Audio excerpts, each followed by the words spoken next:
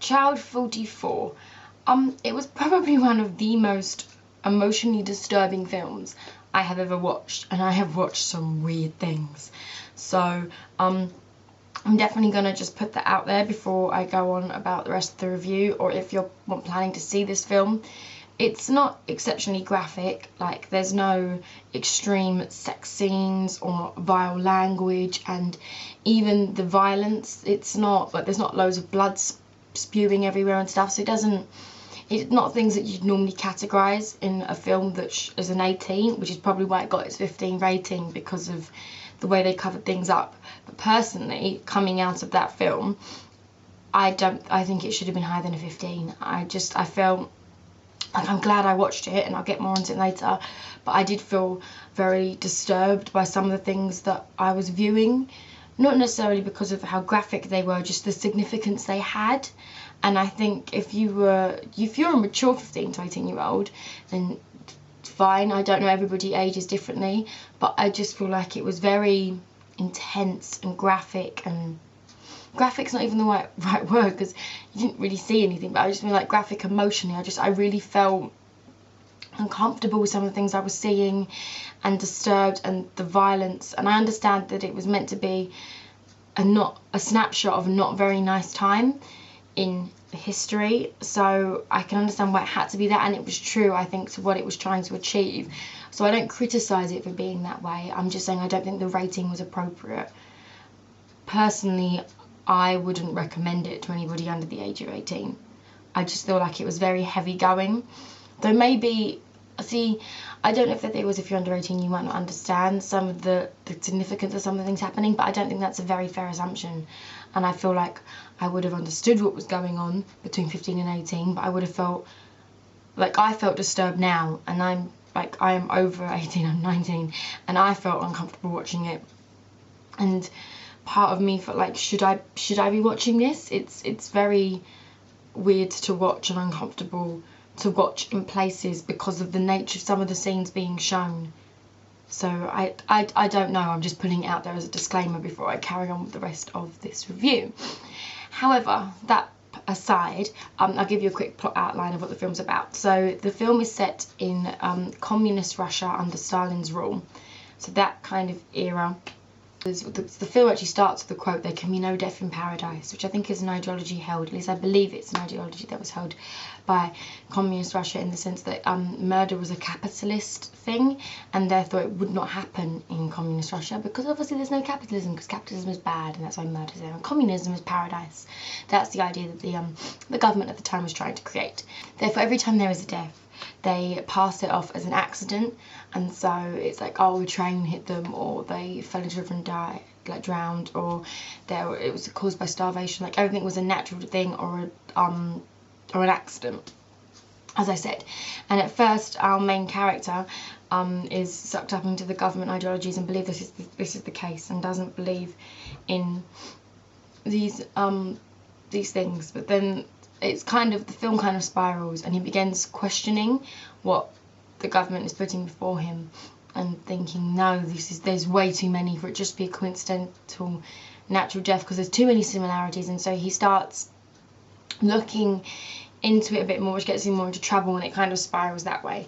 I don't want to say much more because I don't want to give anything away, but it's a very long film. You can feel the length of the film. It's quite slow in places, not in a bad way, because I feel like the acting was so exceptional that it contrasted it. But there's a lot of scenes of there's some really intense scenes, but there's a lot of scenes of stillness and just conversation, and the tension is built purely between the body language and positioning of the actors. The main thing I wanted to really congratulate on this film is, even though everything else was good, the acting was phenomenal. Two members of the cast really stood out to me personally. I feel like everyone was flawless, but two members of the acting cast that I thought were really good was Paddy Considine. I had to write his name down. I don't know if I'm pronouncing that correctly, by the way. But so Paddy Considine. Now, I haven't seen anything other than The World's End, which is the end of the Cornetto trilogy, and that's obviously quite a comedic role. So I was very surprised by his acting ability. I know he's been in stuff previously, but I've never seen him in anything else before, and I was very pleasantly surprised with how good he was. I genuinely thought he was phenomenal in it. But the main actor, member of the cast, that I thought stood out was Tom Hardy. who, to no surprise, because I think this man's a phenomenal actor, before I went to go and see the film, he's part of the reason I wanted to see the film, but he was phenomenal. I cannot fault a single thing he did. His accent was spot on. He did not drop it once. There was not once that I questioned his Russian accent. It was just like consistent the whole way through. There wasn't a moment of break, because you know sometimes when you hear people do accents, and if they're really good accents, there's just a moment in the background of a really intense scene where it drops slightly, or there's a slight change in accent on one of the words or something like that. Not at all. Even when something like there was something really intense happening, or his voice had to carry a lot, and the accent was there the whole way through, and it did not take away from his dramatic portrayal. And a lot of the moments of stillness he was in, and he brought the whole film to life. Personally, I feel like he was the man of the film. I just think he was phenomenal. As I said, the rest of the cast was exceptional, but I just felt like he just took it up a peg, and he was just so good. That's really all I can say. He was like the standout point of the film for me. All my favourite moments in the film he was in, and I feel like he was carrying the moment. Not saying that I feel like everyone else kept up, like no one looked terrible, but I just think he was exceptional. And so if you're a fan of Tom Hardy, personally, one of my favourite things he's done, and so like definitely go and see it if you're a Tom Hardy fan. I'd give it an 8 out of 10 quite comfortably, despite being quite uncomfortable with some of the things I was seeing. I feel like they were necessary in the film. I don't think there was any unnecessary moments of violence or anything like that, so I feel like everything was consistent within the film. I thought it was wonderfully made. I loved the sort of grainy quality it had, where everyone felt quite realistic, like you could see the lines on the actor's face, and I loved that kind of filming. It feels more realistic and less polished. I do love polished films and massive blockbusters, but this is a nice change. It just felt gritty and uncomfortable and dirty, and I felt like it was exactly what it should have been.